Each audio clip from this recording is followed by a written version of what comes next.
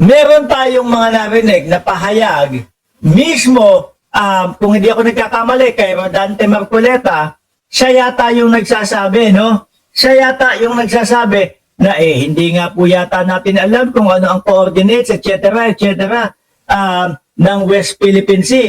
Sino po nakakaalala at nakapanood na nun? No?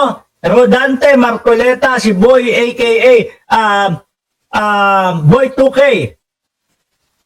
Nabanggit niya na, hindi po nga yata natin alam kung saan ang coordinates o kung saan mismo yung lugar ng West Philippine Sea o ng mga isla na yan.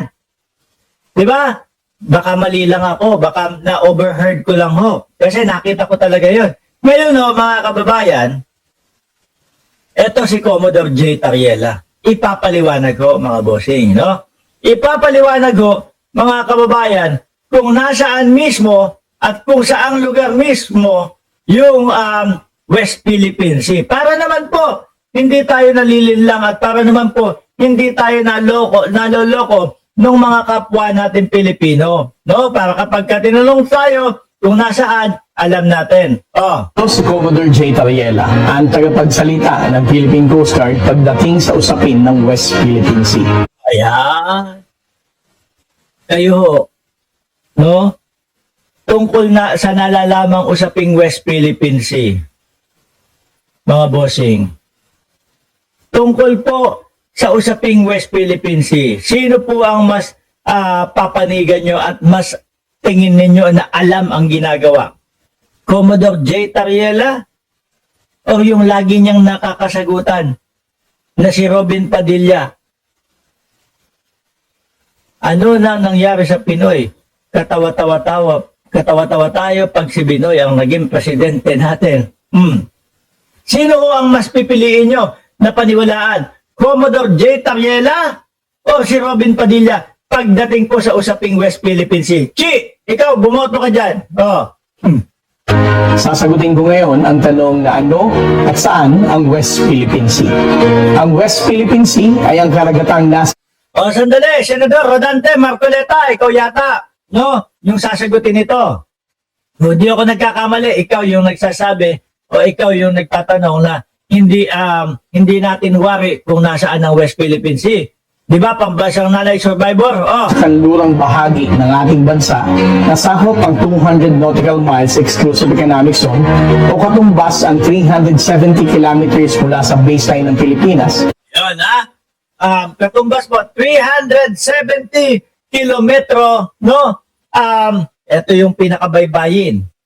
Ito yung baybayin, no? O yung pinaka-baseline ng Pilipinas. Tapos, 370 kilometers pa. Okay? Kasi kawawa na nga tayo. Tapos, ang kinakampihan pa ng mga ibang senador natin, yung kalaban natin. Napakaloob dito ang Luzon Sea, Bajo de Masinloc at ang Kalayaan Island Group. Noong 2012, ang Administrative Order No. 29 ay pinirmahan ni dating Pangulong Noynoy Aquino upang ipanukala ang malawakang paggamit ng terminong West Philippine Sea. Ayan, no? Alam nyo, nagliyab yung tao kay Rodante Marcoleta nung bigla ho nitong nasabi na there is no such as West Philippine Sea. Kung maalala nyo ho yun, no? Nagalit yung tao, Ngayon, nung nakita ni Marcoleta, nagagalit ang mamamayang Pilipino sa akin. Sandali, yung pangalan na lang daw. Bakit daw natin ginagamit yung West Philippine Sea? No, kung hindi pa daw ho nakatala, mga kababayan. So ngayon, ang take ko naman dyan, ang sabi ko naman dyan, sandali lang, no? Para maipakalat mo yan at masabi mo sa kanila na amin talaga ito, kailangan mong gamitin kung ano talaga. Ang hirap naman nun, mga kababayan. Kung sasabihin mo, amin, ang alin? Amin ang South China Sea. Sabihin sa'yo, ulitin mo nga yung sinabi mo. Sa amin, ang South China Sea. Tangalan pa lang, narinig mo na kung ano tawag mo, South China Sea. Di wala na. Di alam mo, miski ikaw sa sarili mo, aminado ka na South China Sea yan. Di ba? Kaya dapat talaga, miski bago pa lang o hindi pa na ipapatala, ginagamit na natin. para yun na mismo, no? O tingnan nyo, ito, inadapt na namin ang West Philippine Sea. upang ipakita na ang Pilipinas ang may sovereign rights sa paggamit at pangangalaga ng mga likas na yaman dito, tulad ng isda, langis at natural gas. Inyo, ano? Yung natural gas na na-discover ho nung kamakailan lang. Ngayon, napapatunayan natin na kung bakit talagang atat na atat at gusto ng China na makuha West Philippine Sea. Di ba? Di sila ang makikinabang noon. At pangalawa, upang ipahayag sa buong mundo na ang West Philippine Sea ay bahagi ng ating exclusive economic zone. Noong nakaraang Nobyembre, pinirmahan naman ni Pangulong Ferdinand Marcos Jr. Sandali, lumaktaw. Yung dati, pinirma ni Noynoy Aquino, mga kababayan, dating presidente. Tapos, Duterte, oo, ang nasabi pala ng dating Pangulo dun ay papel lang yan. Kumbaga, para kay dating Pangulo Duterte, walang bisa. No? Kaya lumaktaw.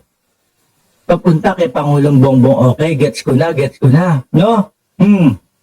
Ang panukala ng 19th Congress upang maisabatas ang Republic Act 12064 o mas kilala sa tawag na Philippine Maritime Zones Act. Ang batas na ito ay nagpatibay ng pagkilala natin bilang isang bansa sa West Philippine Sea na Yan ang pagtindig ng ating presidente, mga kababayan. naaayon sa UNCLOS at sa 2016 Arbitral Award. Kaya mga kababayan, sa susunod na may magsabi sa inyo na walang West Philippine Sea, Putangin na niya. Sino ba yun? Sorry. Sorry. Hindi, nadadala lang ho ako ng aking pagiging Pilipino, mga kababayan. Ang sabi po ng ating mga bayani kasi, mga bossing, no? Ang sabi kasi ng ating mga bayani hindi ibibigay o ipapasakop kanino man kahit nakatiting 1 pulgada, mga kababayan, o kahit na 1 kilometro sa mga dayuhan ng ating bansa. Kaya sabi ko, kung sakali man, sabi ni Commodore J. Tariela, mga bossing, na kung sakali man may magsabi sa inyo na hindi siya atin ng West Philippine Sea, kung sino man yung magsasabi ulit nun, mga kababayan, kaya, sandali, magtutubig lang ako, mga bossing. Magtubig lang ako, ha. Baka atakihin tayo dito, mga bossing, agad niyo itong tutulan at ang sabihin, Mura na nga ako. hindi lang ho tutol. Hindi nakapagpigil ho yung Mark Ramos. Medyo napamura ho, sir. Pasensya na, ha. ang West Philippine Sea ay hindi katang-isip lamang.